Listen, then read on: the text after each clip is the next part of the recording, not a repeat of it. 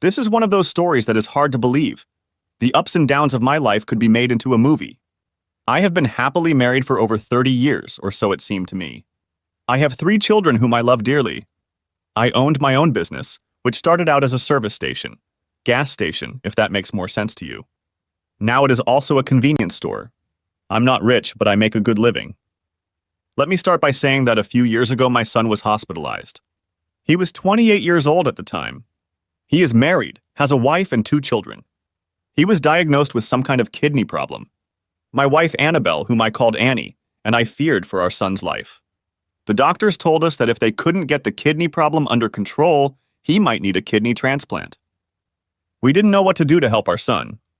The doctor told us that we could talk to family members in case a transplant was necessary. Of course, it was about my son, so I went to the lab and had them check my status and determine if I would be compatible. My wife didn't know I had done this. I decided to give him a kidney before telling the rest of the family. The test came back the next day and we were not a match. I asked the doctor why. After all, he was my son. What was wrong with my kidneys?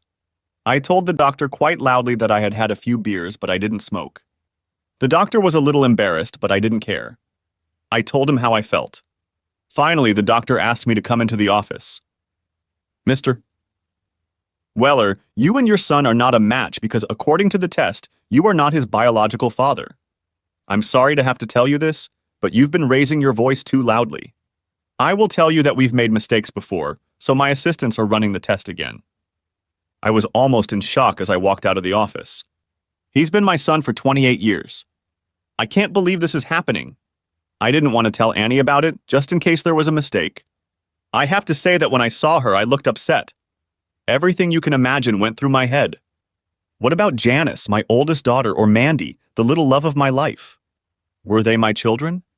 Janice was 26 at the time and Mandy was 20. God, how I hoped the doctor was wrong. It had been 2 days and I still hadn't come to my senses. Of course, part of that had to do with the possible death of my son, and part of it had to do with whether he was my son at all. Annie, Brad's wife, Gail, and I were sitting in the waiting room. The doctor came out and said, "I have good news." I was so happy, I thought he was going to tell me that the test was wrong and that my kidneys were perfect. But instead he had good news, or rather better news for Brad. Brad's kidneys are responding to treatment. He won't end up needing a transplant. In fact, his body is adapting so well to the treatment that he could be discharged in a couple days. He'll have to watch his diet, but otherwise he should make a full recovery. Everyone was so happy for Brad. The women were crying and Annie kissed me. There was so much relief on her face. I haven't told her about the test yet. I would go back and talk to the doctor the next day. I asked Janice, Mandy, and Annie to take a DNA sample. They asked me why it was necessary, and I explained to them that if any of us had a problem like Brad's, the doctor would be able to prescribe treatment much faster if he had that information. Annie was a little nervous, but agreed. The rest of us didn't hesitate, and it was just a swab taken in the mouth. Janice had one done on her children and her husband, so they would be ready if there were any problems. The next day, I went to the doctor at the hospital and gave him all the samples. He gave me the bad news. Brad and I are not blood relatives. I asked him to analyze all the samples I gave him and put them on record so that other family members could get the information if needed. I will pay for all the tests. Mr. Weller, are any of them your family? They are all my family. 2 daughters, sons-in-law, grandchildren, my daughter's children, and of course my wife. I want to know if those labeled as Janice and Mandy are my biological children. Even though they are adults, they are my children and have been all their lives. Brad was released from the hospital a few days later. He had another week to recover and then he could go back to work. Everyone was so relieved that he wouldn't have to go through dialysis or, even worse, a transplant. I tried to stay calm, but it wasn't easy. I really needed to know if these girls were my blood. Annie asked me almost every night why I was acting so strange. I simply told her that we had been through a lot in life, and I was thinking about our children, and it wasn't a lie. I came home from work one evening, and Annie was sitting in a chair at the table, looking through some papers and crying. I realized it was the results from the hospital. They must have come in the mail. "When did you do it and why?" she asked me. I went to get my kidneys checked to give them to my son. Since I was his father, I figured it was my responsibility. When the doctor told me I was not his biological father, I sent the tests to the girls. I don't know if they are mine or not. When I was picking up the papers, Annie said, "Janice isn't yours, but Mandy is." At this point, she was crying hard. What happens now, Dan? I stood there, unable to find the words. I didn't know what was going to happen next. After 30 years of marriage, I had just learned that my 2 children, whom I had supported their entire lives, were not mine. I looked at Annie. We talk and talk some more. Maybe we'll stay together. Maybe we'll split up. Dan, that was over 28 years ago. Can't we leave the past in the past? No, we can't. You had sex with someone, and I want to know whose children I've been supporting their entire lives. According to these tests, Janice and Brad are brother and sister. That means you've had sex with someone for at least 5 years, so it wasn't a one-time fling or a mistake. Who the hell were you having an affair with? Hell, it must have happened in the first year of our marriage. It was Harvey. I had an affair with him. It was stupid, wrong, but it's over. It seems to be all over. Ever since Harvey Kittle died about 25 years ago. He was one of our best friends and you slept with him? Did his wife Mary know about it? Did she participate in your sexual escapades? Please, Dan, let's not discuss this. I love you. This is all ancient history. Can't we just move on? Are you out of your mind? What the hell is going on with you? We got married and within a year you started sex with Harvey. You have his child who I raised as my own, and 2 years later, while you're still sleeping with him, we had a daughter who I'm raising as my own as well. If he hadn't died shortly after Janice was born, you'd probably still be having sex with him. Thank God at least one of my children belongs to me. Are you ready to explain all this? Annie was crying, but I wasn't buying it. I wanted to know the truth. I deserved to know the truth. Unlike the movies, I could handle the truth. I know you and Harvey have always been friends. I always loved him, but he chose Mary over me. He got her pregnant. I loved you too, but not as much as Harvey. After he and Mary got married, I was very depressed. You asked me to marry you, and I did it half out of spite. I wanted Harvey to know that I went on living in spite of him. So you married me to mess with Harvey, and to mess with him even more, you ended up having sex with him behind my back? I asked. You were on the tow truck a lot back then. Mary was working during the day, and Harvey came by to see you, at least that's what he said. I didn't plan it, it just happened. I don't have any excuses. We had a sexual relationship and I knew I still loved him. He would come to me and always told me that one day we would be together. We just didn't have to rush it. I was a child, and as long as he made love to me, I didn't care. He stopped seeing me after I got pregnant with Brad. I was really mad at him. He came over and saw Brad and asked if the baby was his. I told him I didn't know, but I wasn't going to tell you anything until he married me. He laughed at me and said you could raise his baby. Do you really believe I'm that stupid? It just happened? What just happened? If you're going to convince me that it just happened, then you're stupider than I can imagine. If you stopped seeing him, what about Janice? Did that happen to her too? I told him he wasn't allowed in our house unless you or Mary were here. I had feelings for him, but I found out he was just using me for extra sex. One day he came over and forced me to have sex with him. He said if I refused, he would tell you about Brad. He hurt me. He didn't make love to me. He hurt me a lot. When he left, he laughed and said he hoped he had put another baby in me. I couldn't tell you about it. I didn't want to lose you. Shortly after Janice was born, Harvey was taken away in a car accident. I was saddened, but relieved at the same time. I could finally put all the cheating behind me and we could start living a normal life. I loved you more and more. Our life was good, wasn't it? I've spent my whole life trying to make it up to you. I know we had our differences, but overall we had a good marriage, didn't we? Annie asked. Yes, our marriage was good, but now, looking back, I see that it was all based on lies. You cheated on me. You married me while loving another man. You had a child with another man, and then you said you were raped and got pregnant again without telling me. And now you're telling me to just forget about it. I don't think I can, and I don't want to. I'm going to see our lawyer and start divorce proceedings. Dan, you can't! What about our kids? What are you going to tell them? I'll leave that up to you. Just so you know, I don't think you were raped, and you would have continued to have sex with him if he hadn't been removed. You have a week to tell me your story for the kids. After that, I'll tell them the truth. I take it Brad and Janice don't know that I am not their biological father. Of course you don't. No one knows but me and now you. Please, Dan, they love you. Don't hurt them by telling them that a man they've never met is their father. I am their father and they are my children. Nothing will ever change that. I've been with them their whole lives and that won't change. I think we'll both live here until the final contract is finalized, unless you have a lover in mind. It's inappropriate, Dan, and you know it. No, that's the problem. I've been with you for 30 years and I don't know you. I'll move my stuff into the guest bedroom. I don't want anything more to do with you. Annie started crying as I got up from the table and started moving a few of my things into the guest room. 2 days later, I got a call from the store. They said that my wife's car had driven over a guardrail and fallen onto an embankment. According to them, it looks like she was speeding, going too fast and didn't have time to turn. She was pronounced dead at the scene. The sheriff questioned me about any problems my wife might have had. I replied that there were none, to the best of my knowledge. He said he was classifying it as an accident, but was going to hold the report until after the autopsy. I couldn't imagine having to bring all the dirty laundry out into the light now. I loved her, but I also hated her, if that's possible. I called all the children and told them about their mother's death. I told them I was going to the hospital to identify the body. They could call a few relatives and pass on the news. I knew it was a shock to everyone, even me. Now it was on my conscience. She took her own life or it was an accident.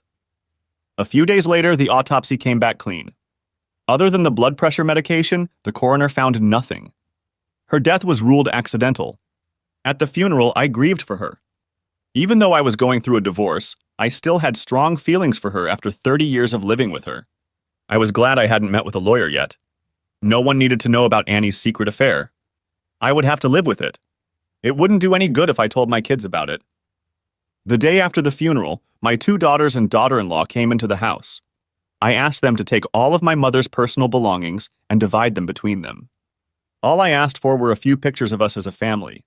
No one can understand how bad I felt unless they have gone through something similar themselves. The questions of what if kept running through my mind. What if I had never taken this test? What if I never told Annie about it? What if I hadn't told her I was leaving her? Would any of that have changed, or was she just going too fast that day? Chapter 2. Get involved. This all happened 2 years ago, just before the holidays. And here I was alone again for the holidays. My son and oldest daughter now live about 100 miles away from me. I told them I could come up for a day or two during the vacations. Mandy was a senior in college and said she was going to England with friends for the vacations. The trip was organized by the college. She had asked me about it a few months ago. She was worried that I would be alone. I tried to explain to the kids that I had been living alone for 2 years now. I spent every day at the service station shop and was never alone there. One day I was sitting in my big comfy chair watching a few programs on my old television set. On came a commercial I had seen over and over again about donating $24 a month to give a child in a third world country 3 meals a day, a place to live over their head, proper health care, and a school education. What the hell, do people really believe that? Don't get me wrong. I'm all for feeding the hungry and helping those who can't help themselves. But if I could do all that for $24 a month, I should have moved there myself. Sorry, but I'm not big on sending money and hoping it goes to help children. To those who do it and believe in it, I wish you success and may God bless you. However, it gave me an idea. The next day when I was at the store, one of our local priests came in, and I asked him if the church was doing one of those Christmas campaigns where they put up a tree and then write on it the names of families who need help for the holidays. Well, yes, Dan, we have one. Do you have a family name you'd like to publish? No, Pastor Jim. I need the name of a family I can help over the holidays. Great, Dan. Just come to the church and pick a name. The Christmas tree is pretty full this year. A lot of people are out of work. Jim, can you give me the name of someone you think really needs help?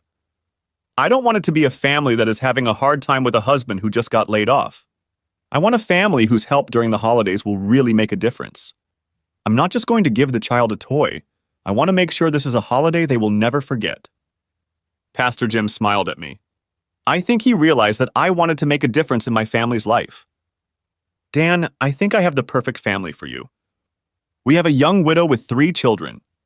They moved here from the big city last year.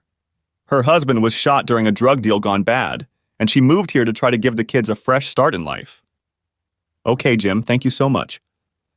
I know I'm not the church-going type, but I want to help someone this year. I'll come by later and get the name of the family. When I told Pastor Jim that I didn't like church, he understood what I meant. I believed in God or something bigger than myself. When Annie was alive, I went to church twice a year. I always heard a sermon about where Jesus was born and when he died on the cross. The rest of the time I attended weddings and funerals. Carmela Wilson was the name on a piece of paper I'd taken off a tree at church. A widow with 3 kids, an address, and a phone number. Pastor Jim told me she worked as a waitress at Joe's restaurant. I think I knew who he was talking about. I've eaten at that restaurant dozens of times in the last year, if not more. I bet the waitress named Carmen was called exactly what Jim had told me her name was. I would go into the store and make sure everything was under control. I was a pretty hands-on boss. I decided to stop by Joe's diner and talk to Carmen. As I walked in, I looked around and Joe waved at me. We had been friends since we were kids. Plus, of course, we were both business owners, which made us a little more communal. I sat down at one of the tables and looked around. It was the time between breakfast and lunch, so it was pretty sparse. I noticed Carmen, who smiled and said she'd be right over. A little information about Carmen. She was in her early 30s, a pleasant-looking woman, but hardly classifiable as beautiful. She was neat and attractive, with shoulder-length dark hair. She had nice legs and a normal bust, however normal it was. It stuck out, but you couldn't put a beer on it. She definitely wasn't thin, but she wasn't fat either. Hell, explaining a woman's facial features is harder than I thought. She had a nice smile, that much I knew for sure. "What can I do for you?" she asked. "Just a cup of coffee and some conversation, if you don't mind." "Yes, for coffee, but I don't know about this conversation," she replied. "I'm sorry, I don't know how to talk to women." "This is not a flirtation. I picked your name on the tree at church and I want to be your friend for the holidays." "Look, I'm not really sure what you want. I'll just go get you some coffee." I watched as she went to talk to Joe, and he shook his head when she came back with my coffee. "Okay, Joe says you're fine. I get hit on by men quite often, and I don't need that in my life right now. So what do you want? What's a holiday, friend? I know the church put my kids' names on the tree so they could have Christmas, but they never talked about a friend. Friend, this is my idea. Please let me explain. If you want me to just buy the kids a present when I'm done, that's what I'll do." Without going into too much detail, I was watching TV when a guy said that for $24 a month, I could sponsor a child in another country. They would feed them 3 times a day, give them clothes, schooling, and a roof over their head. All for $24 a month. Dan, isn't it? My kids have $24 worth of milk a month. I can hardly make more than that. She smiled. She had such a beautiful smile. I know, I agree. I have decided that I will be adopting a family from now until the holidays. I want to help you with your material needs through Thanksgiving and Christmas. I want your family to have a memorable Christmas. I am not rich, but I can spare enough money to try to help one family this year, and I have chosen yours. Carmen's eyes were glassy. Are you serious? I was so worried about my kids this year. You see, my husband was... I know, Carmen, he was murdered. Please let me help you help your children. If you feel I'm interfering in your life, just tell me and I'll back off. Why are you doing this? Don't you have family you could help, not a stranger? Look, my wife died 2 years ago. She died in a car accident. God, I feel so sorry for you. It's okay, Carmen. Anyway, my holidays were pretty lousy and I wanted to try to help someone else be happy this year. I have 3 grown children. My son is in his 30s and my daughter, I think, is 29. They are both married and have families of their own. The youngest daughter is a college graduate who is going to England for Christmas. Neither of them are in financial difficulty. So what do you say? Shall we be friends for the holidays? You have a kind face, Dan. For the sake of my children, I'll say yes. Please, no tricks. My family and I have been through a lot in the last year. So, what do you want from me? It's a good idea to start by restocking your coffee and getting an idea of some of your needs. She poured coffee and said she needed to get back to work. Joe was nice, but she needs to do her job. We agreed to talk after she left work the next day. I asked her out to dinner, but she said she needed to be around the kids, but I could come to her house and talk there. I can even have dinner with them if I like macaroni and cheese. Tell you what, Carmen, I'll pick up the pizza and we can eat it. Pepperoni and cheese, okay? She smiled. That would be great, but you better bring 2 pizzas. My 8-year-old can eat half of one by himself. I went over to her place tonight. I didn't know she lived in a project. For those who don't know about these places, I will tell you that they are on public assistance provided by social services or children's services. These organizations help with rent, food, and other things. The bad thing is that it's not the best place to live. A lot of drug addicts and undesirables usually live there. Now I knew that more than anything I wanted to help Carmen and her children. I was met at the door by her 8-year-old son. He was a cute boy and asked what I wanted. I explained that I was a pizza delivery boy and that his mom had invited me to visit. He smiled broadly and said, "Mom said her friend is bringing us pizza today. We don't get pizza from the store very often." As I entered the store, 2 other children ran up to me screaming, "Pizza! Pizza! Pizza! Mommy, the pizza place is here!" a 6-year-old shouted. Carmen entered from the other room. You could see that she had gone to put things in order. "Children, where are your manners? I thought I taught you how to behave in company." "Sorry, Mom, we were just a little excited." Her oldest son looked at me. "We don't get visitors very often. Can we have pizza already?" "Kids, this is Dan, a friend of mine." "You can call him Uncle Dan or Mr. Dan?" I interrupted Carmen. "Or just call me Dan. What's your name?" The oldest spoke first. "My name is Mike, and I'm 8 years old." Then the second one said, "I'm Mark, and I'm 6 years old. This is my little sister Molly." "Let me tell you," Molly said. "I know who I am. My name is Molly, and I am 4 years old, soon to be 5. I go to kindergarten, and I am very smart." She was the sweetest little girl and looked a lot like her mom. Everyone sat down at the table and started eating pizza. I looked around the room and realized that this was a struggling family. The furniture was old, and they didn't seem to have much stuff. Of course, I only saw the kitchen and living room. The TV was on, but the picture wasn't the best. While the kids ate pizza and watched cartoons on TV, I asked Carmen what she would like help with. "Oh my God, I wasn't prepared for this. Look, my kids and I are doing fine. We eat pretty well, but they like what the other kids have, and I just can't afford to buy it for them. You've seen our stupid TV with the crappy picture? I bought basic cable so they have something to watch. We buy our clothes secondhand, but they are happy with whatever they get. They are really great kids. I'm afraid to buy bikes or anything else we have to leave outside. I know they'll get stolen. So, Dan, take this to heart. My kids would love any gift." "Okay, I'll see what I can do to help." "Your children do seem very good. Mike, since you're the oldest, don't you think everyone would like to go to the movies on Saturday? I heard there's a new Harry Potter movie coming out." "Wow, that would be great. Mom, can we go? Can we?" "I think so, but only if you kids behave yourselves for the rest of the week." "Carmen, you know this is about you too. Maybe we'll eat at McDonald's while we're there." Molly looked up at me. "I like McDonald's. They have Happy Meals and a playground and everything." "All right, Molly, be a good girl for Mommy and we'll go there on Saturday." The kids were happy and Carmen was smiling. I decided that I had done a good job. Making them happy made me happy. It went on like that for several weekends. We took the kids to places where they could just have fun. I would go to Joe's restaurant for lunch and always sat in Carmen's area. I started leaving her big tips, $10 or so each. "Dan, you don't need to do that. Just make my kids happy, that's all I need." "So you don't need the money?" I smiled. "That's not fair, Dan. Sure, I can use the money. I just feel awkward, to say the least. I feel indebted to you for everything you do for my kids. Can I make you guys Thanksgiving dinner or something? I need to do something for you too. Now I'll talk to the kids, see what's on our agenda, and call you back." "Carmen, I do this for you because it gives me pleasure. I enjoy helping people who are trying to help themselves. Please don't feel that you owe me. Just seeing the look on the children's faces is more than enough payback. Besides, seeing you smile is a pleasure in itself." You could see that it embarrassed her slightly, and she looked away. Mandy came home one weekend and asked me what was new.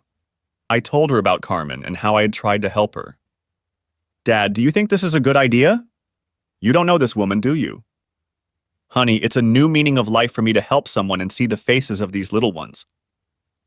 Honestly, I feel better about what I'm doing. I started the conversation with Carmen. I want you to meet Carmen and tell me what you think. I don't know, Dad. I'm kind of uneasy. You say they live in a neighborhood? Isn't that a pretty bad neighborhood for a single woman and her kids? Exactly, that's why I'm trying to help them. Maybe it will help them get back on their feet. Mandy, you've always been my little girl, and now you've grown into a beautiful woman. You don't need my help as much anymore, so I feel like I should help someone. I'll tell you what. I'll have Carmen come over so you can meet her and the kids, and you give me your opinion. Okay, Dad, but no promises. I'll be as honest with you as I can be. I won't sugarcoat it. I knew Mandy was a little worried. She was my rock and always looked out for me. I know she would have told me the truth. She was a lot like me. It was out of character for her to lie. On Saturday, I invited Carmen and the kids over to my house. It was a little chilly, but I decided to grill anyway. I decided that while I cooked outside, Mandy would do her own grilling inside. Carmen appeared in the wrecked car.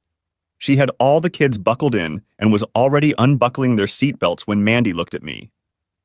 Nice car, Daddy, she said, meaning, of course, the opposite. What makes you think I'm helping them? What would you say if she drove up in a new car? That's a great idea, Dad. This is for you, she smiled. Mike and Mark ran up to me. Hey, Uncle Dan. Wow! You guys live here? Wow, what a big house. I introduced the boys to Mandy as Carmen led Molly out of the car. Mike, Mark, this is my little girl, Mandy. Hi, boys, nice to meet you, Mandy replied. Hi, I'm Mike, I'm 8 and Mark is 6. This is Molly getting out of the car. She's our little sister. She's 4 years old. Molly walked over to me and I lifted her into my arms. Mandy watched me carefully. Molly is my little friend. She holds her own against her brothers just like you, I laughed. Carmen, this is Mandy, my pride and joy and also my youngest daughter. As they greeted each other, I could almost feel their brains working. Finally, Carmen smiled at Mandy and said, Look, I know it's different. I know you have tons of questions about who I am and what I'm doing here. I've been asking myself the same questions. Let's just enjoy this day and I'll try to answer some of those questions. I think your father is one of the nicest people I've ever met. So show me the kitchen and we can cook together. Men think that since they cook meat, grilling is a whole meal. We women know better. Mandy looked at me. I like her already, Daddy. They smiled at each other and we headed into the house. The kids wanted to explore the house. I told them it was okay, but to stay out of the drawers and not to run around. They went from room to room, came back and told their mom about everything they saw.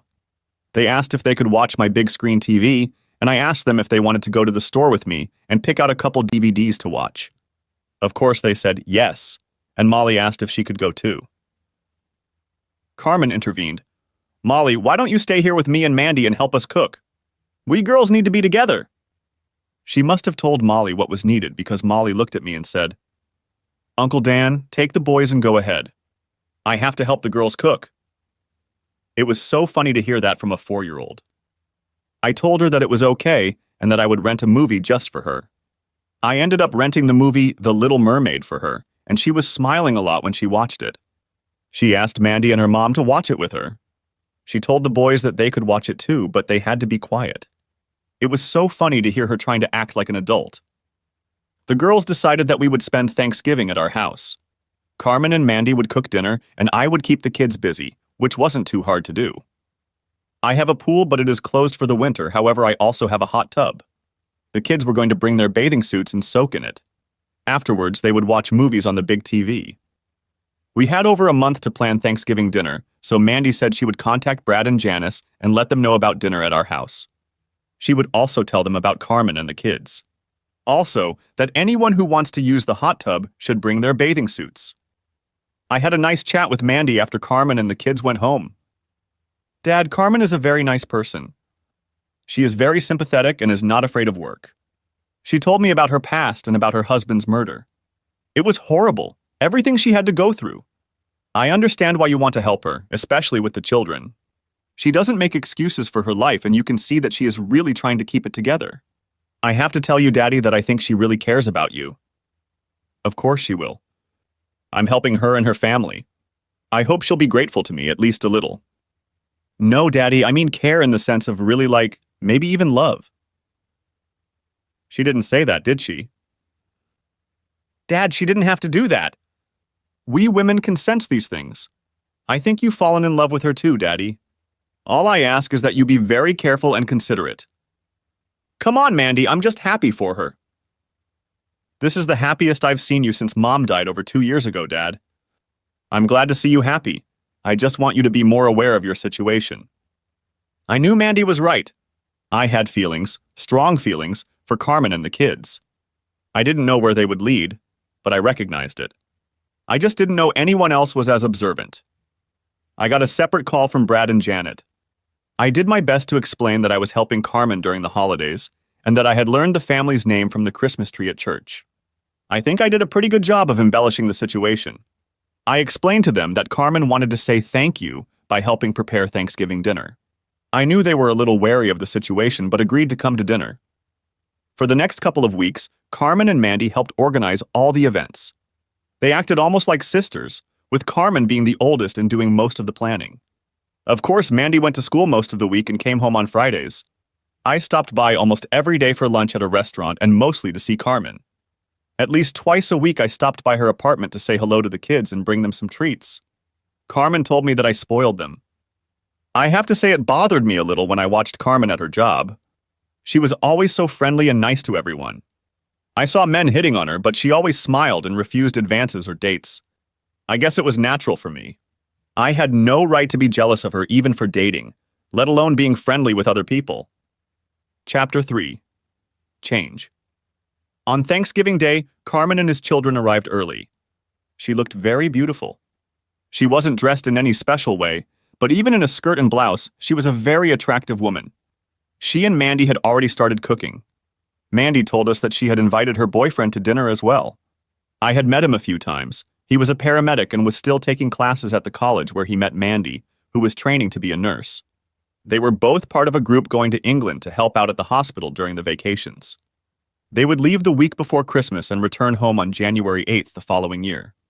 It was less than a month before they left, but it would be sad if she wasn't around during that time. Brad, his wife Gail, and my 2 grandchildren showed up. I hugged them all, and the kids asked when they could go in the hot tub. I told them I wanted to introduce them to the other kids later. I introduced them to Mike, Mark, and Molly. All the kids seemed to get along great with each other. We walked to the kitchen and Mandy hugged her brother and started introducing him to Carmen. Brad, Gail, this is Carmen. A good friend of Dad and me. I felt good when she said that. Brad said hello, but I knew the gears were turning in his head. Gail said, hi, and asked the girls if they needed help. No sooner had everyone gotten back to cooking than Janice and her husband Rob came in. We started getting reacquainted, and Janice's kids ran down to the basement to play with the other kids. In the basement, we had a lot of games, coloring books, and things like that for the kids. It had been completely remodeled and had a TV and DVD player, so there was plenty for the kids to do. The women went back to cooking, and we guys tried to stay out of their way. I knew the guys wanted to know more about Carmen. I tried to explain her story to them without showing my feelings. I guess I wasn't very good at it. She looks good, Daddy. How old is she? About the same age as me? Brad asked. She's 31 years old, Brad. She's a wonderful person and deserves a little help. Rob put in, Daddy, he always called me Daddy. Aren't you afraid she might fall in love with you, or you with her? Look, I'm a widower and she's a widow. Of course, she's much younger, but if something happens, so be it. Dad, you haven't been with her? This is kind of inappropriate and definitely personal, Brad. Since you're my son, I'll tell you. No, believe it or not, I didn't even try to kiss her. I'll tell you right now that she's a wonderful woman and I care about her. I'm sorry, Dad, I know it's none of my business, and you must miss Mom. After all, it's been 2 years. This has nothing to do with your mother. In case you haven't noticed, I'm a very lively person, and if I find someone attractive, that's my business. I suggest we change the subject. And actually, we'd better go check on all the kids. Your wives are cooking, and you two had better babysit. We went downstairs and watched the kids. Carmen's children seemed to get along fine with each other. Every few minutes, Molly came up to me to talk. I knew it bothered Brad, but Rob thought she was the sweetest little girl. Mandy went downstairs and brought her boyfriend Ross down to introduce him to everyone. I've met him a few times, and I think he's met Brad before. After introductions, Mandy went back upstairs and Ross joined the conversation. I just met Mandy's friend Carmen. She's a very nice woman. Mandy told me that her husband was murdered. That's too bad. I called Carmen's kids over and introduced them to Ross. Good kids? Too bad their father was killed. I think it's great that you're helping them, Mr. Weller. Thank you, Ross. I picked a name off the tree at church and I actually found a family in great need. I didn't want anyone to know that I had asked Pastor Jim to find a certain type of family. So, Ross, what's new with you? School and work must be taking up a lot of your time. Yes, that's true, but we're going on a trip in a couple weeks, although it's work-related. I'll have a chance to get away for a while and be with Mandy. How are you and Mandy doing? Brad asked. Ross looked at me, then back at Brad. I love her, and I'm thinking of asking her to marry me when we're in England, in front of Big Ben, you know, the big clock. Mr. Weller, do I have your permission to propose to her? Ross, you don't need my permission. Mandy is a strong-willed woman and quite capable of making her own decisions. If you need my blessing, you'll get it. Is that a sure thing? Should I ask her? I think so, but please none of you mention it just in case. I will try to find out if she is ready to get married before I pop the question. I love her, but I want a yes answer, he replied. Our lips are sealed, Ross, and good luck to you. I understood how he felt. Truth be told, I felt the same way he did, but I knew it was best not to talk about it right now. The afternoon went wonderfully. Dinner was fantastic and everyone seemed to enjoy themselves. The kids took turns swimming in the hot tub. I couldn't get any of the adults to go in it. Carmen told me, maybe another time. I knew I would hold her to that. As the evening wore on, Mandy and Ross left to be alone. I helped Carmen clean the house. Janice and Gail came over and helped. When we were done, Brad and his family were just about to leave. Brad told Carmen that it was nice to meet her and wished her luck. He hoped everything would work out for her. Before leaving, Janice pulled me aside. Daddy, Carmen is a good person, but she's too young for you. Where did that come from? I'm helping her. Dad, she loves you. Any fool can see that. We asked her if she was dating, and she said she had a boyfriend. Daddy, you are that boyfriend. Otherwise, she wouldn't have come here today. Just be careful, Dad. After everyone left, Carmen gathered the kids and told me she had a great time. She liked my family and thought they were all nice. I don't know why I did it, but I leaned forward and kissed her. It was a long, soft kiss. When we pulled away, tears came to her eyes. You didn't have to do that, Dan. I have to go. She picked up the kids, who quickly said goodbye to me and got into the car. I went to the car window and said to Carmen, I'm sorry. I stepped out of line.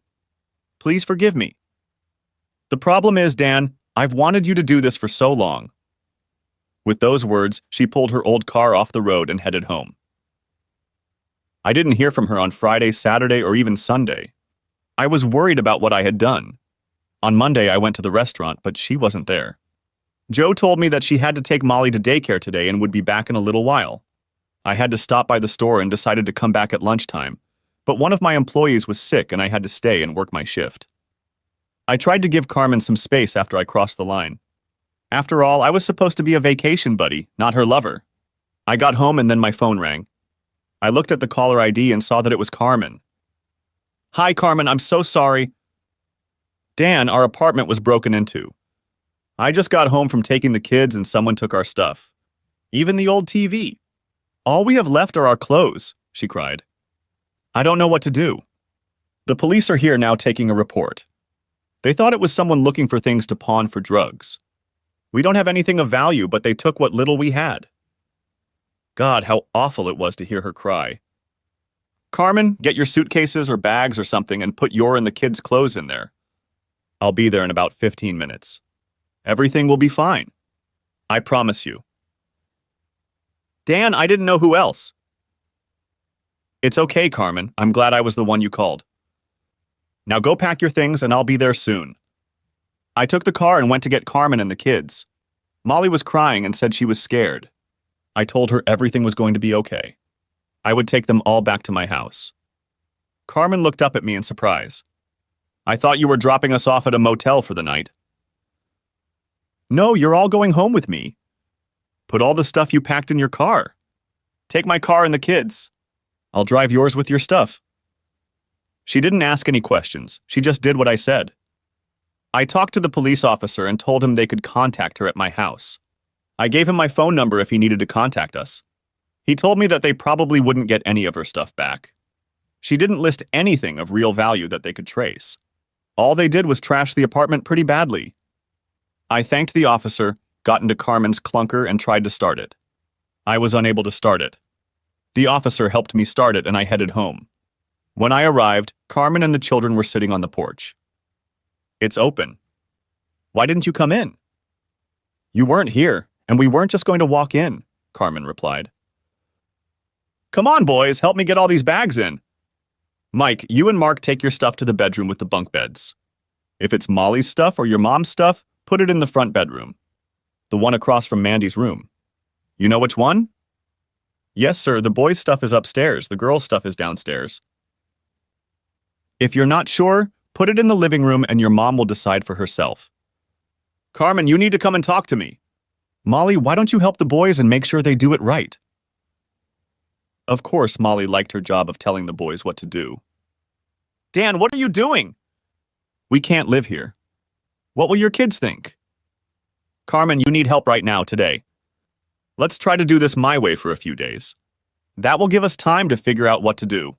You and Molly can share the front bedroom, and the boys will be more than comfortable upstairs. Dan, the boys have school and Molly has kindergarten. I have to work. And how does living here get in the way of that? You just have to leave about 15 minutes early.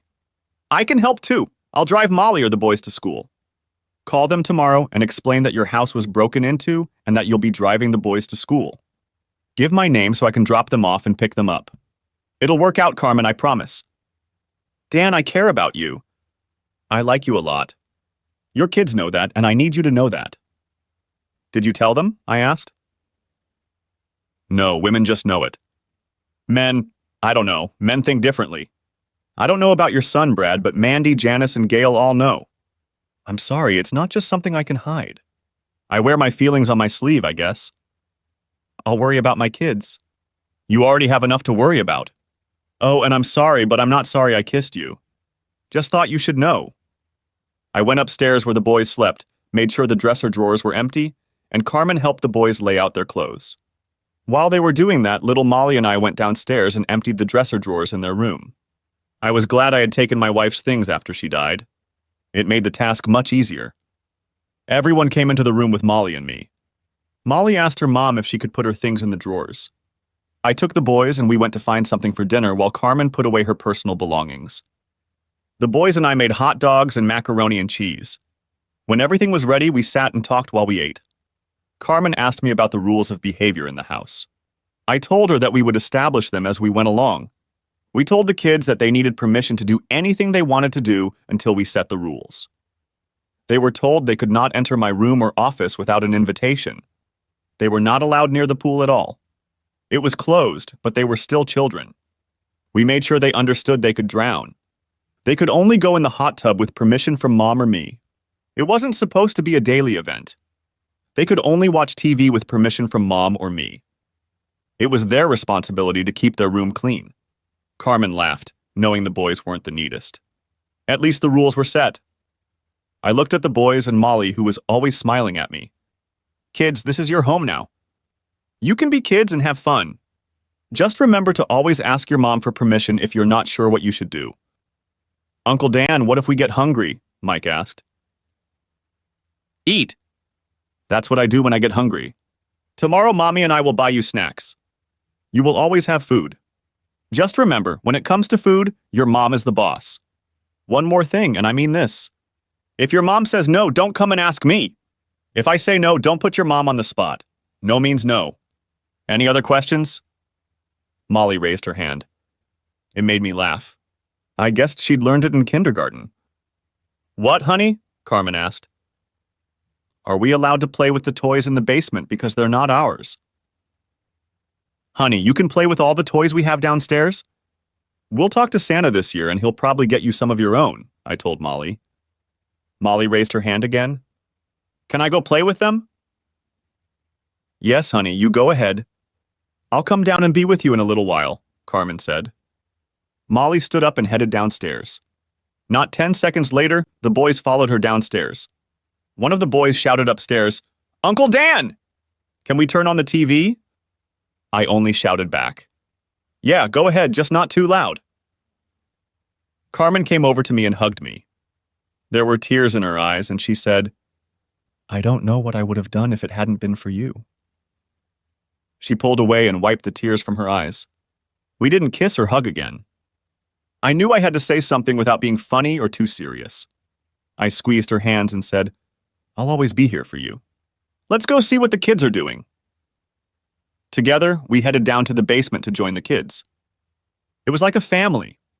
I remembered Annie and I doing the same thing, sitting and watching the kids play. It felt so right. It was getting late, and Carmen told the children that they should take a bath and get ready for bed. There were 3 bathrooms in the big house. She asked the boys to use the one upstairs and asked if Molly could use the main bathroom on the first floor. Carmen, this is your home now. Of course, Molly can use the big tub and shower. I'll use the shower in the basement if I need to. Please make yourself at home. While Carmen got the kids ready for bed, I went to my office to do some work on my books. When I looked up, I saw Molly looking at me through the doorway. She was dressed in her little nightgown. I could tell she had just gotten out of the shower. Hi, Molly. Do you need anything? I want to kiss you goodnight, but Mom said I can't go into your office until you say so. Come on in, sweetie. She ran into the house and I had to lean back in my chair as she climbed into my lap. She wrapped her little arms around my neck and kissed my cheek. Good night, Uncle Dan, she said. Good night, sweetheart. Where's Mommy? She's upstairs arguing with Mikey and Marky. Well, let's go see if we can help. Molly ran onward and up the stairs and I followed her. We caught them in the middle of their conversation. But Mom, Mike always gets his way because he's older. I just asked for the top bunk and he said he's older, so he gets his pick. Carmen looked at Mike and Molly and I just stood back and listened. Is that what you said, Mike? Did you say you get everything first because you're older? Yeah, I guess, but I'm older than my mom. And I need to be treated like I'm older. Mike, you're 2 years older than your brother. That should make you 2 years smarter. You think it's worth arguing about which bed you sleep in? I'll tell you what. He's your little brother, and he's always looking up at you. Come up with a plan to share the top bed, and you can both agree. Mike looked at Mark. Okay, Mark, I'll tell you what. You can have the top bunk this month, and next month I'll have it. We'll alternate and swap every month. Is that okay with you? Yeah, thanks, Mike. You're a great big brother, he said, climbing into the top bunk. You feel good inside, don't you, Mike? His mom asked. Yeah, I guess it is, Mom. Carmen kissed her sons and we headed downstairs where she put Molly to bed. I have to get back to my papers. And I need to shower and get ready for bed myself, Carmen replied. I went back to my office and heard the shower running. I couldn't help but think of Carmen in the shower. When the shower was over, Carmen came out in her nightgown and robe. Her hair was still wet from the shower. Good night, Dan, and thank you again for everything. I looked up and asked her, Is there anything you don't look good in? She smiled and headed for the bed. I could smell her scent from the shower. I took a few deep breaths and continued working on the book. Our first morning passed in a rush. She asked me to call Joe and warn him that she might be a little late. She needed to stop by the school and daycare so they knew I could pick up the kids if needed. She also had to file a change of address. I called Joe and he asked me if I was serious about Carmen. He didn't want her to get hurt. He was in his 60s and had been married for over 40 years. I got the feeling that he was looking out for Carmen. His wife worked as a cook in a restaurant, so I knew he was genuinely interested in Carmen's well-being. I let him know that I would never hurt Carmen or the kids. I tried to help them, but I had feelings for all of them. In the evening, we went back to her old apartment and packed up everything she wanted, which wasn't much. She turned in her keys to the office and informed us that she had moved out and the month's rent was paid. She didn't have to give notice as the apartment had been broken into. Mike and Mark came with me in the truck and Carmen and Molly in her clunker. When we got back to the house, the phone rang. Carmen answered it, and it was Mandy. Mandy asked Carmen why she was at the house, and Carmen started to explain to her how her apartment had been broken into and she and her kids were almost homeless until I offered to let her stay with me. Mandy asked to talk to me. Dad, are you sure about this? You know she loves you, right? What do you think I should have done, Mandy? Just give her some money and say, go and manage on your own? I care about her, you know that. We're adults and we haven't done anything wrong. I'm actually very pleased that she and the kids are here. It's almost like the good old days. I just want to say, Dad, that it's a fine line you walk. I really like Carmen as a sister, you know that. I'm just saying that you two need to be careful and realize what you're doing. Now can I talk to Carmen again? She talked to Carmen and they talked for about 20 minutes while the boys and I took the rest of the stuff into the house and put it away or stored it in the basement. What did she want after I gave you your phone back? I asked. It's mostly girl stuff, but she's worried about you and me. What's there to worry about? My God, we're adults, for crying out loud. I'm in my 50s and I've gotten this far. I'm sure I can make good decisions for a decrepit old man who has no mind of his own. Dan, she knows how much I care about you. I told her that myself, and now you know. I tried to explain that I had no idea where this was going, but you helped me and the kids. I am eternally grateful to you for that, but my feelings overpowered my gratitude. Mandy is worried that one of us will get hurt in this relationship. I told her I would never come between you and your family. Okay, let's just keep living one day at a time. Maybe time is the answer. Just then, Mike and Mark walked in. Uncle Dan, can we all go in the hot tub?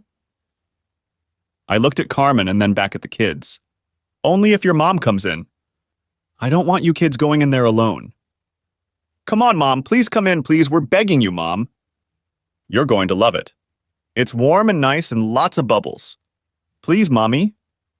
Okay, boys, I'm going to be gone for a while. Go and get your costumes on. Molly, go get yours and I'll be right there. She turned to me. You're the one who set me up, aren't you? I just smiled and she smiled back. She went and put on a two-piece swimsuit. Are you happy now? She asked as she walked past me and smiled. Very much so. You look good in anything. I bet you even look good naked, I smiled. Pervert, she replied, smiling as she walked toward the hot tub. The kids were already waiting for her. Damn, she looks so much prettier, I thought as she climbed into the tub. This woman has everything. After a few minutes, I handed Carmen the drink. She smiled and said, the water is really nice. My sick body really needed it. The kids just sat there and watched the bubbles bounce off of them. Thanks, Uncle Dan, that's really cool. I mean hot, no, not nice. Well, you know what I mean, Mike replied. I took one more look at Carmen and headed to the office to finish my paperwork. Later, I heard everyone going into the house and getting ready for bed. I knew that in a few minutes I would see Molly peeking into my office. She was smiling and waiting for me to tell her it was okay to come in. No person with any feelings could reject this little girl. The same could be said for her mom.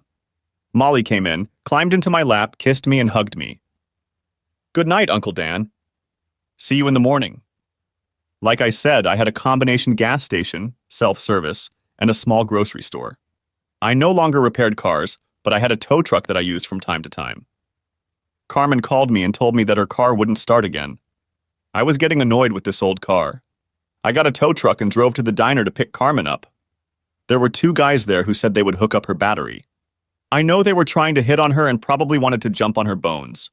She later told me that she told them no thanks and that her friend would come get her in the car. When I pulled up in the tow truck, the two guys kind of backed off. I looked at Carmen and told the guys thanks for helping my fiancé, but I'll take it from here.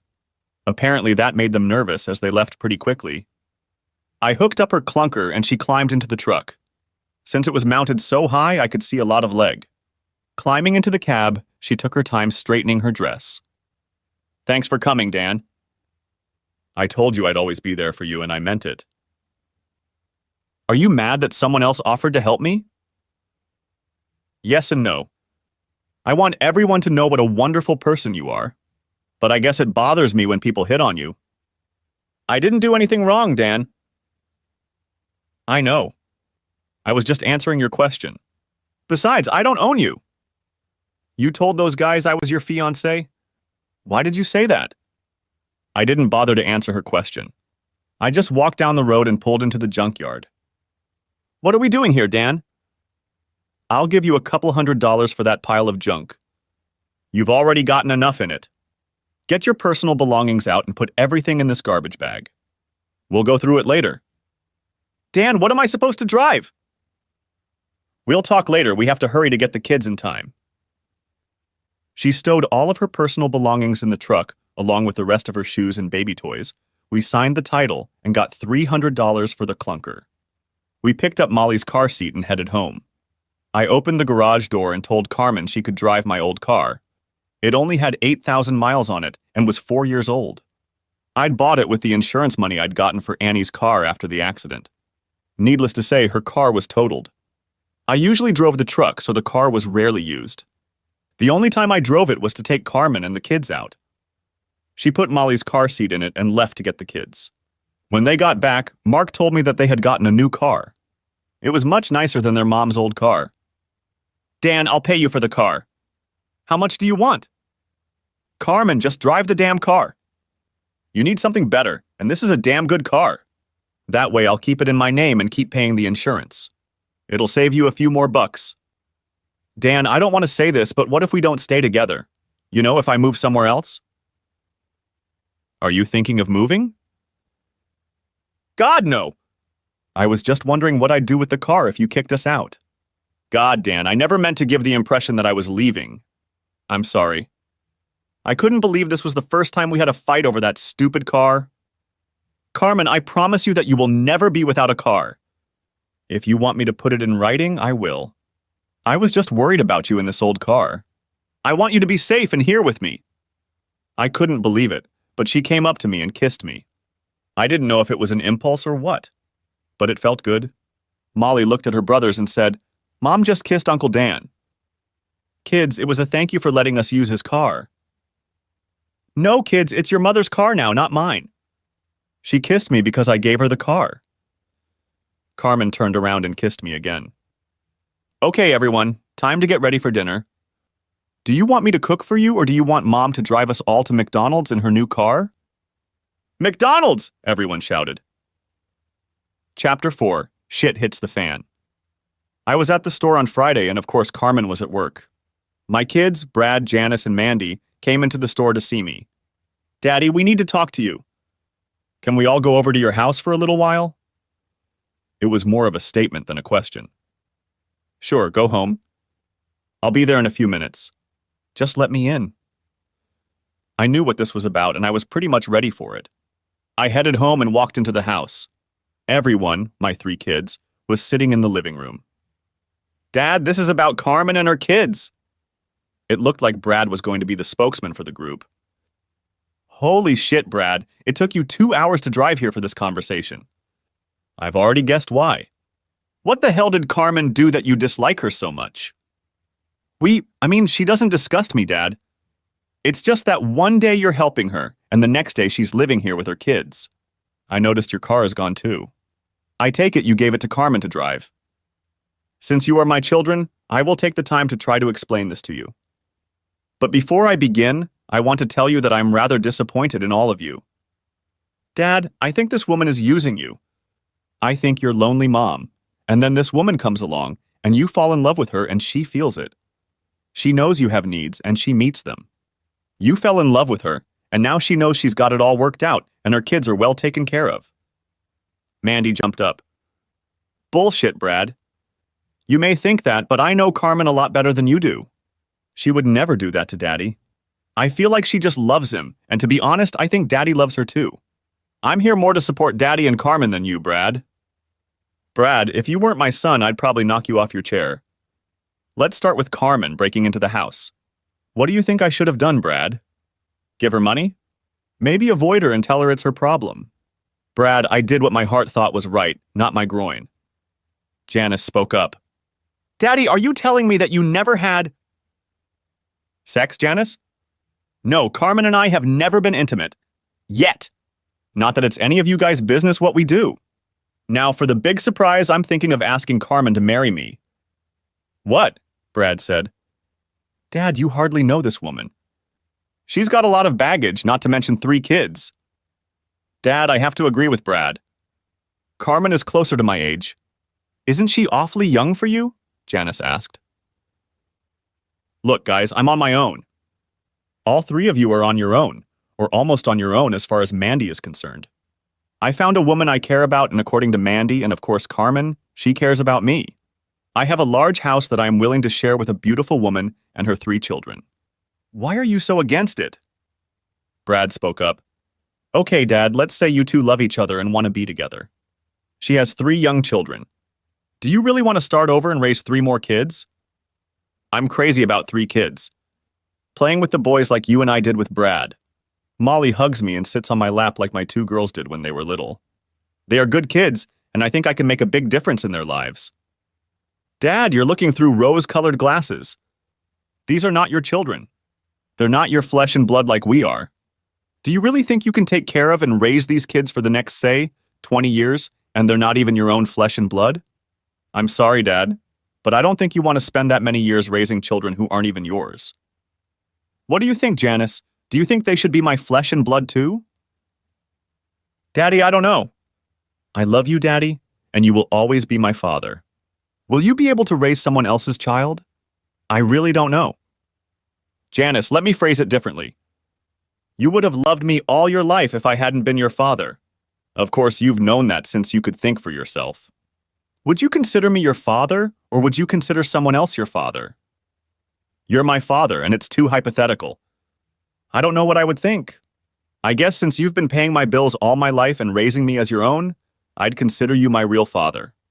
I don't know what that has to do with you raising Carmen's kids. I'll be back in a minute. I have something to show you.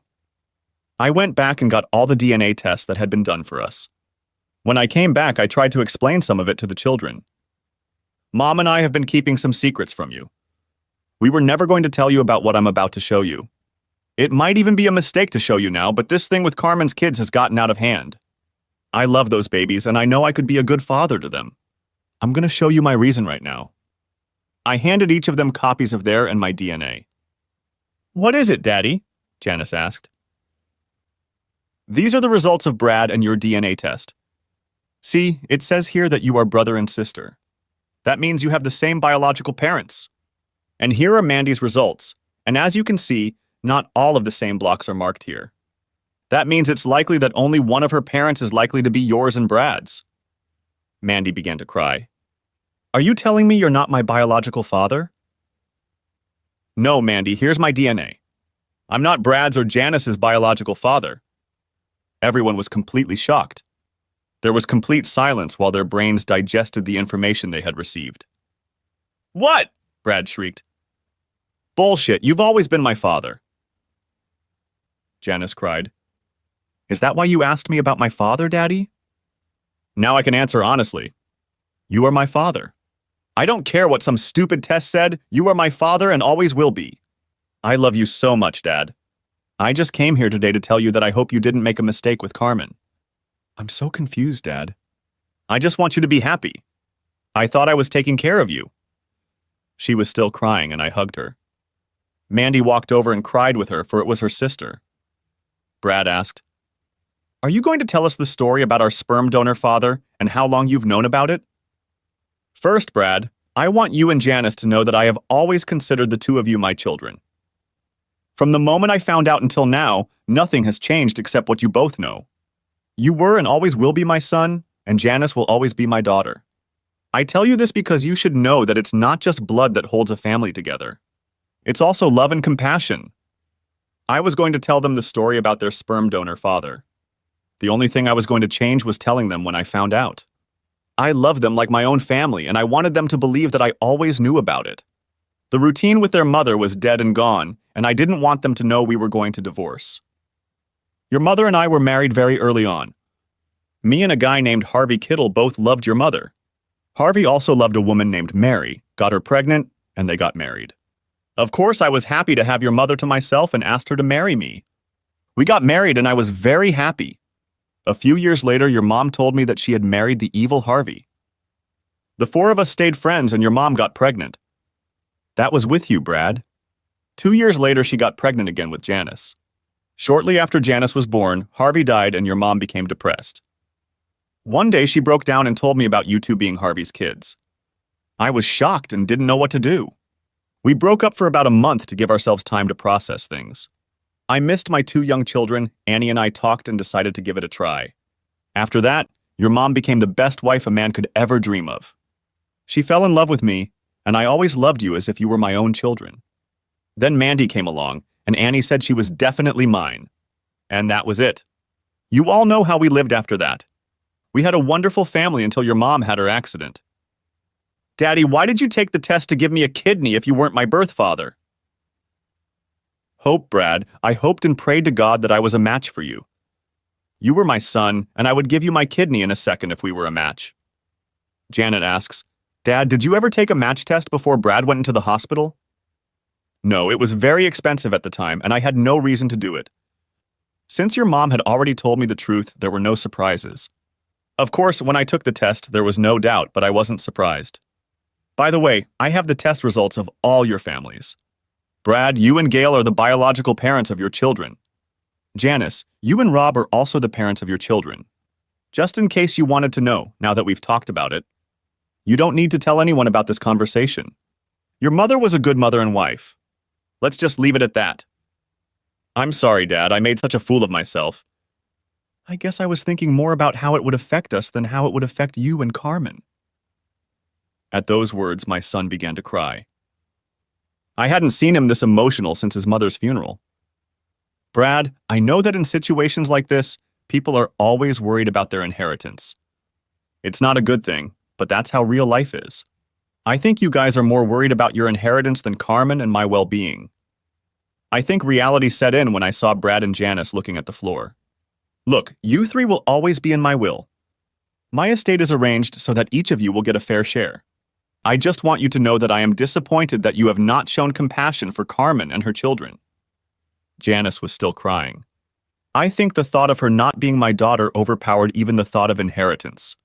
Janice kept hugging me and telling me that she didn't believe the stupid test, that I was her father, and that I would continue to be. I just hugged her back and snuggled up to her. I started to hug Mandy when Carmen pulled up. Well, guys, looks like we're all going out to dinner. Unless you want to tell Carmen why you're all here, I said. Carmen walked in. Hello, everyone. What brings everyone here? Mandy thought quickly. It's my last day off from home, and we all decided to go out to dinner. Oh, God, that would be great. Give me a minute to change into my waitress uniform. Kids, talk to Mandy, Janice, and Brad while Mom gets dressed. Molly walked over to the seated Brad and gave him a hug. Hi, Brad. I like you. Brad looked at me. It had gotten to him what I was talking about. Mike walked over to Janice and asked, You brought your kids so we can play. We are learning to share our toys better. Janice replied, No, honey, they're home. Maybe you can come over after Christmas and see them. May I, Uncle Dan, please? I've never been to their house. We'll see, Mike. It's still a couple weeks away, I replied. Mandy asked Mark what new things had happened. We bought a new car and Mom kissed Uncle Dan. Everyone was looking at me. Carmen walked in and saved the day. Yes, Mike, I kissed him twice for letting us use the car. In fact, we're going to use it right now to drive to dinner. Come on, kids, get back in the car. Uncle Dan will be driving, so you all have to sit in the back. After we ate, Brad came over to us and we talked privately. I'm so sorry, Dad. I'm a fool. I shouldn't have questioned you. No, you're right to wonder about what might affect you, Brad. It's just the way you did it. I want you to question my actions if they bother you a lot. We'll discuss this like father and son until we understand each other. He smiled when I said father and son. Later, I talked about it with Janice, too. I wanted my children to always know that I was there for them. To this day, I don't know if I made the right decision in telling them, but it was done. Mandy asked if I would babysit because she wanted to go Christmas shopping with Carmen. I asked if they could grab something for me, too. I gave them a list and hopefully enough money. I told them they could leave the items in storage and I would pick them up later. I wanted to buy the kids bicycles. Every kid should have a bike, and they now lived in a neighborhood where they could ride them. I pulled Carmen aside. Do you need money for shopping? No, I'm not shopping for myself. Just for you and the kids for Christmas. I got this $300 when my friend sold my old car. I knew she was too proud to take more money. She wanted to give the kids nice things without spoiling them. That wasn't easy to do. I asked Carmen if I could use her car to take the kids shopping, and she laughed. Just be careful with it and don't eat in it. I only got it a few days ago, she smiled. I took the kids to see Santa and take pictures with him. I told all three of them that we are shopping for Mom for Christmas. They can pick out the gift they want to give her. Uncle Dan, Mark said. I don't have any money. I want to buy my mom something nice. Okay, kids. Here's what I'm going to do. I'm going to give each of you $20 for shopping. It's only for your mom, not for yourselves. So look for things that cost less than $20. Uncle Dan, can we carry the money ourselves? Mike asked. Okay, but keep it in your pocket so you don't lose it. Only take it out when you're ready to pay for the gift. I gave each boy a $20 bill, and they folded them up and put them in their pocket. Molly had a little purse with her junk in it, and we found a place in it for her money. Of course, the kids had no idea what money was and were looking at very expensive things. Seeing that this wasn't too good, I took them to a store geared towards kids. They walked the kids around the store and showed them what they could buy with the money they had. I told the clerk that if they wanted to buy anything extra, to let me know. I couldn't believe how hard these little ones were working to find the right thing for their mom. The oldest Mike came up to me and asked if I would lend him $5. Uncle Dan, Mom loves unicorns and he costs $25. Could you lend me the difference? Well, Mike, you said on loan. That means you have to pay me back. I'll offer you a deal. I'll give you the difference and you wash my truck. Deal? Thank you, Uncle Dan, and ran back to buy the unicorn. Mark was watching movies. I walked up to him and said, Mark, you're supposed to be shopping for your mom. Yes, Uncle Dan. Mom likes Titanic, the story about the ship. She also likes the movie Shrek. It made her laugh. I don't have enough money for both movies, and I'm trying to decide which one to buy. Take them both, Mark. Here's the extra money you'll need. When Mike washes my truck, you have to help him. Thanks, Uncle Dan. Mom will like them. I looked at the woman trying to help Molly. Molly continued to shake her head negatively. What's the matter, Molly?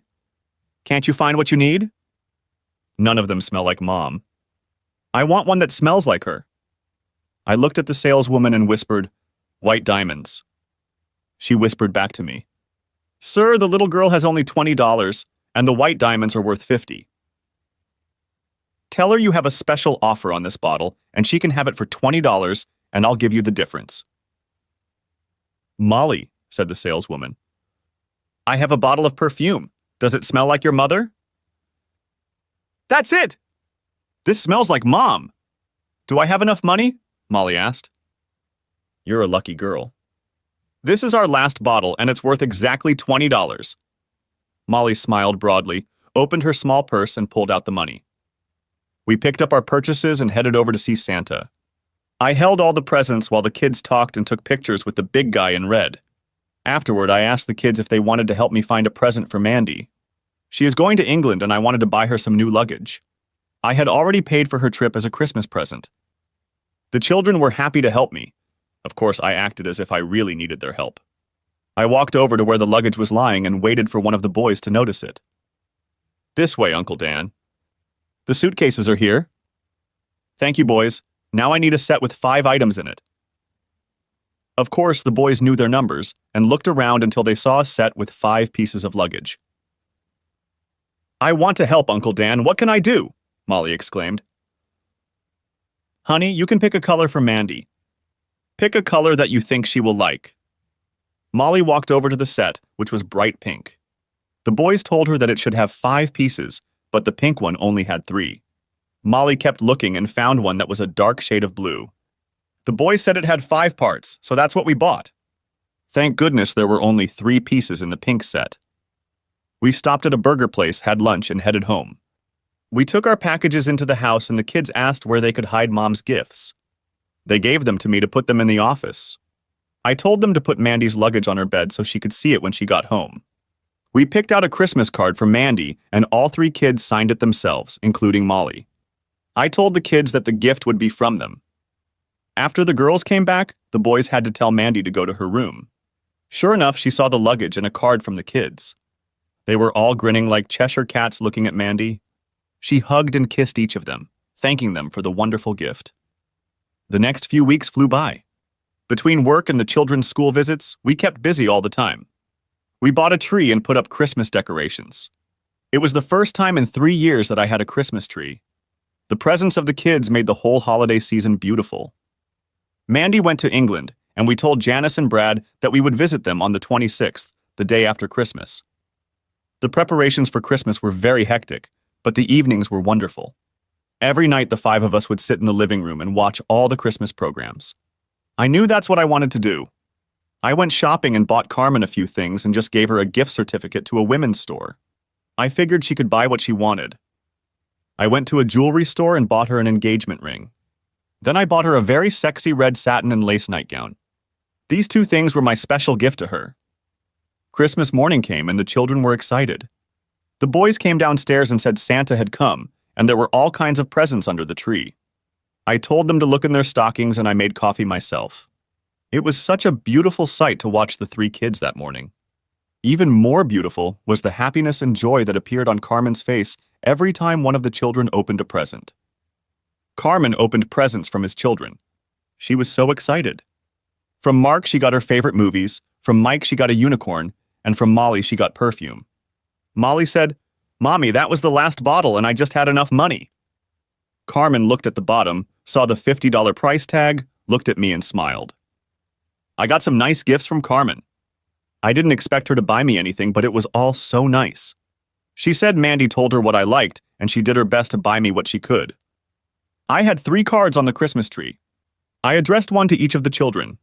I hid each of them a bike somewhere in the house, and they were told where to find it. I have never seen 3 happier children receiving their first bikes. Molly already had a bike, but we bought her training wheels to start with. We bought them for Mark too, but we knew he wouldn't use them. His older brother didn't have them. While the kids played with their toys, I handed Carmen her big box of sexy nightgowns. "Wow, that's beautiful. What made you buy it?" Carmen asked. I held out a small package to her. "This comes with it." When she opened it, she cried. When she opened the box and saw the ring, I asked her to marry me. She cried and hugged me. "Why, Dan, why?" "Because I love you, and these 2 months have been the best for me. I want you and the kids to be with me always. So, is the answer yes?" "Dan, the answer is no." Please hear me out before jumping to conclusions. I love you with all my heart. I am sincere about it. For now, the answer is no. I don't understand. Is it because of my age? Dan, please let me finish. No, it's not your age, it's us. We've only known each other for a couple months. It's been a couple of the best months of my life. But it's still only a couple months. You decided to help a family in need. You've done more for this family than you can imagine. After the holidays, things will go back to normal. People will be themselves again. I have a proposition for you. Okay, I'm listening. I want to rent out our rooms. I'll give you $200 a week to help pay expenses. You can have more if you let me. I want us to be a family and live as a family. If in, say 6 months or sooner. You think it's not working out? Just say the word and we'll make another arrangement. I just want you to be sure. It takes time to get used to a woman in your house and 3 kids. I need help paying for myself and being productive. I need your family to see that I'm not some fly-by-night skank who wants your money. I need you to realize that I really do love you, and those aren't just words. Time, Dan. All I'm asking for is time. I'm not going anywhere until you send me away. She handed the ring back to me and kissed me again. She asked if she could keep her nightgown. I think I understood what she was trying to say. We shouldn't rush into marriage right away, but we should make sure it's something we both really want. I figured I could live with that, but I was hoping to get closer to her sexually and lovingly. Our day was busy with the kids playing with their toys. It was cold outside, but since there was no snow, the kids wanted to ride their bikes. Carmen and I put on our coats and watched them ride their new bikes. About mid-afternoon, we got a call from England. It was Mandy. She was calling to let us know that Ross had proposed to her and she had accepted. He proposed to her in front of Big Ben for hours. They're getting married next June. We told her how happy we were for her and wished each other a Merry Christmas.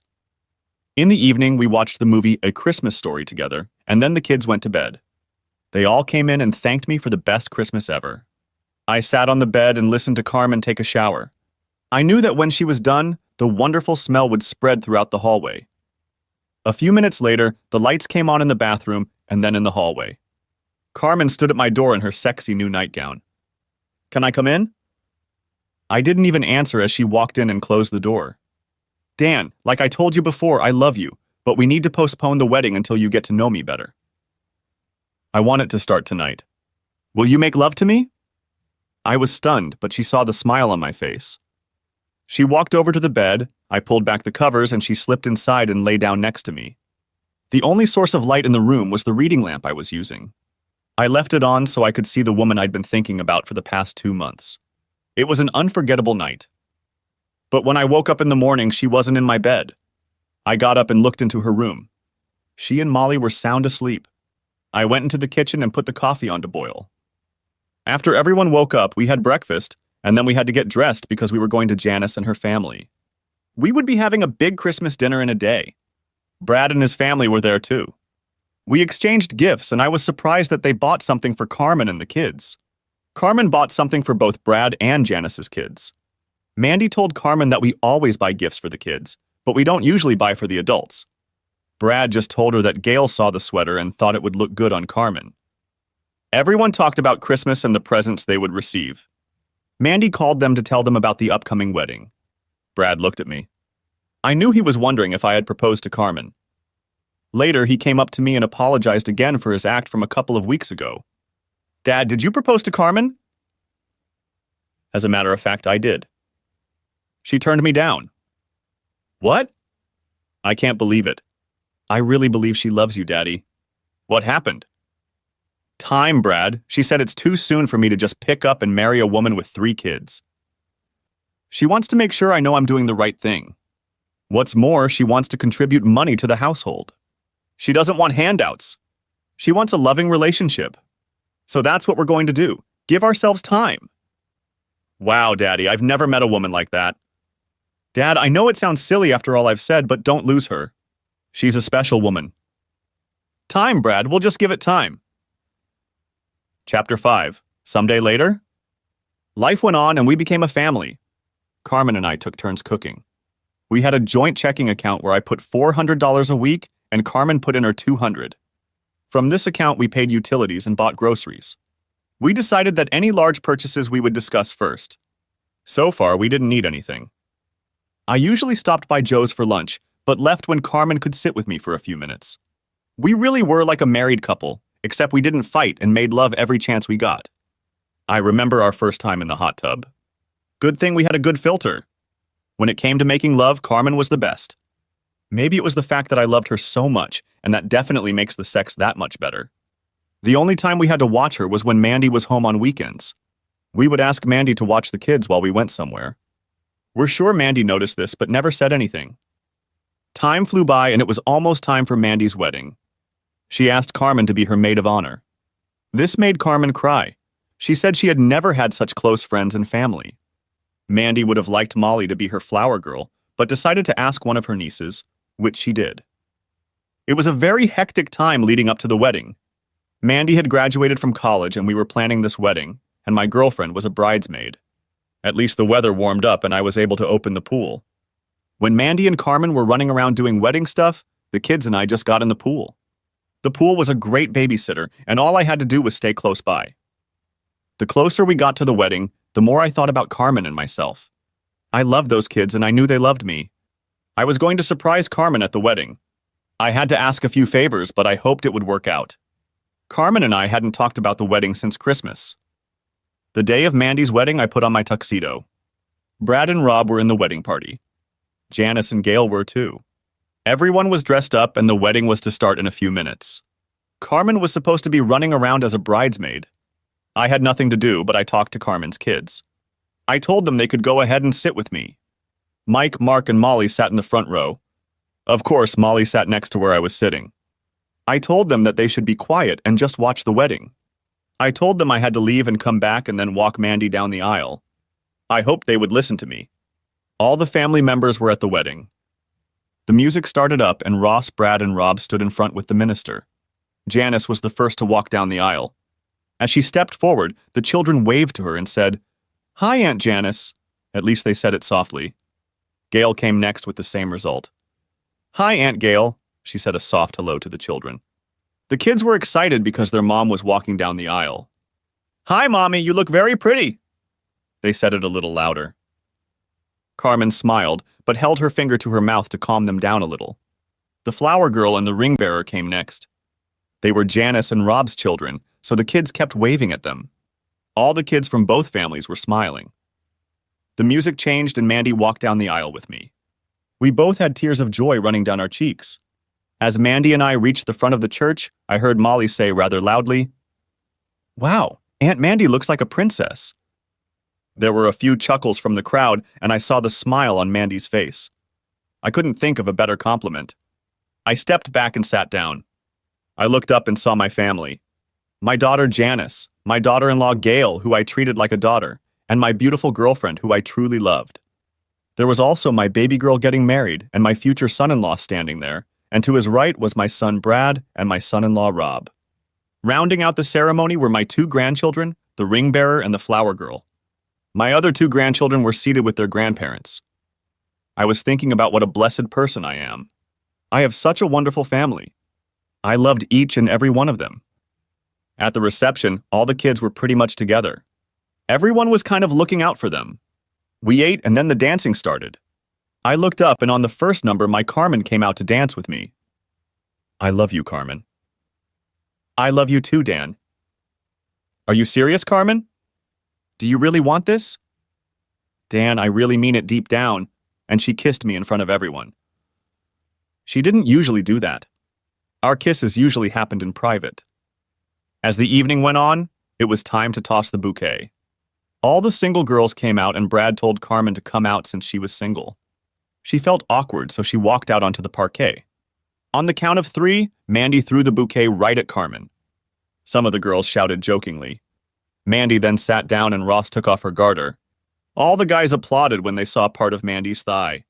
Next, all the single guys had to go out and catch the garter and then put it on the leg of the girl who caught the bouquet, which of course was Carmen. I was one of those guys. I stood there and Ross looked at me. "Sorry guys, this belongs to my father-in-law," holding out the garter to me. Of course, everyone was curious about what was going on, including Carmen. She was asked to sit down as I was to put the garter on her leg. I stood on one knee as my hand slid the garter up her leg. When I reached her hip, I stopped, reached into my pocket and pulled out my wedding ring. I was already on my knees. "Carmen, I have waited another 6 months. In the presence of all my family and friends, I ask you, will you marry me?" Everyone stood in complete silence, waiting for her answer. Then Molly emerged from the crowd of people.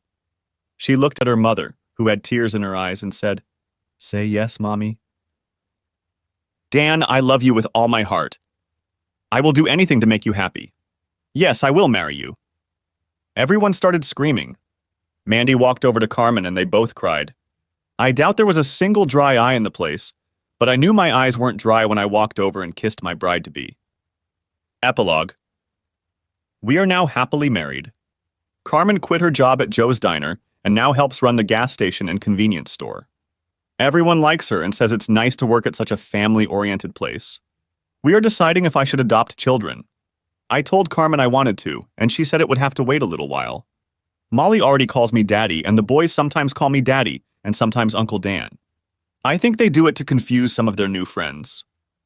I look back on my life and wonder what would have happened to my family if I had known about Harvey Kittle all those years ago. I also think about what would have happened to my family if Annie hadn't died in that accident. Life is a very fragile thing. One mistake early in life can change the future forever. It's really something to think about. I'm sitting on the couch with my new wife. We cuddle while my new family plays on the floor and we watch TV together. Today we are going to watch a love story. Mark bought his mom Titanic for Christmas and we are going to watch it together. All except Molly, she'll fall asleep about halfway through. Thanks for watching, I hope you enjoyed it. So subscribe to the channel and watch the next video.